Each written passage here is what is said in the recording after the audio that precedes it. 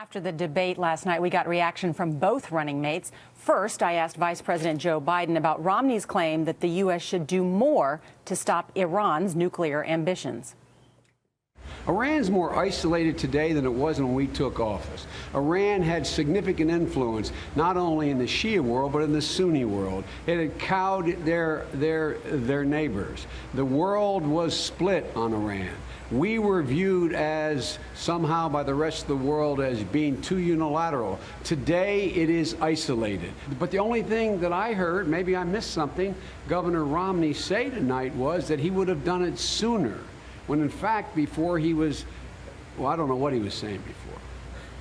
Well, Governor Romney in the past has been very tough of your administration's handling of the security situation in Benghazi, Libya, and the protection of our diplomats there. Tonight, he took a pass on that particular issue. But I do have to ask you about a piece that was in the Wall Street Journal this morning. They reported that the president was told in his presidential daily briefing for more than a week after that siege that the assault grew out of a spontaneous protest and that the CIA did not change that assessment until September 22nd.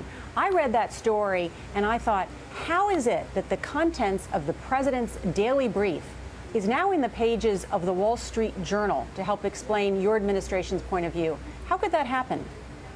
I don't know how that happened, except that I know that the head of the Director of Central Intelligence said everything that the president said, that I said, that Susan Rice said, that was stated, was exactly what the talking points the Intelligence Committee was giving us and briefing us on. Let's now talk about the state of this campaign. We're just 2 weeks out from Election Day. The tone has changed a bit. You guys are now using terms like Romnesia and sketchy to talk about Romney and Ryan. What happened to hope and change?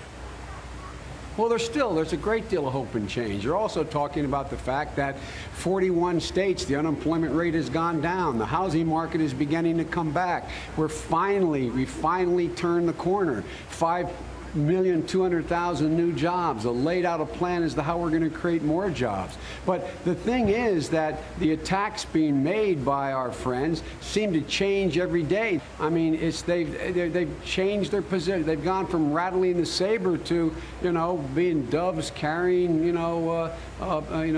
peace. I don't know what they stand for. Well, Romney and Ryan say these are petty attacks and they're silly word games. Are they an indication that you're worried because the polls have closed? We have a new poll out from CBS News in Ohio that shows the president and your lead's been reduced from 10 points to 5 points. Are you worried you may lose this election? No, I'm not. Look, we knew this election. You knew this, Norah. You're one of the most sophisticated. You knew this election was going to tighten up, no matter who our opponent was. And it's totally appropriate to point out that Governor Romney and Congressman Ryan have moved their positions drastically. They probably haven't changed them internally, but they keep running away from the idea there's not a $5 trillion tax cut. I mean, these are things that they've been running on. This has been the staple of the this Republican Party. Massive cuts in domestic spending, significant increases in tax cuts for the wealthy, and now they're saying, no, that's not who we are. I think it's totally legitimate to say, then, who are you? On that note, Mr. Vice President, we have to go. Thank you so much for joining us. Thank you, Norah.